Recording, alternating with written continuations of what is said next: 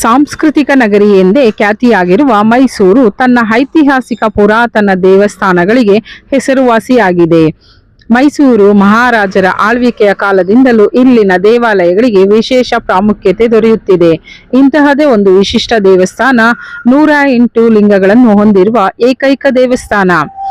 1950ರಲ್ಲಿ ಮೈಸೂರು ಸಂಸ್ಥಾನದ ಆಡಳಿತಗಾರರಾದ ಜಯಚಾಮರಾಜೇಂದ್ರ ಒಡೆಯರ್ ಮತ್ತು ಸಿದ್ಧಲಿಂಗ ಮಠದ ಸಿದ್ಧಲಿಂಗ ಶ್ರೀಗಳ ಸಹಯೋಗದಲ್ಲಿ ಈ ದೇವಸ್ಥಾನವನ್ನು ಉದ್ಘಾಟಿಸಲಾಯಿತು.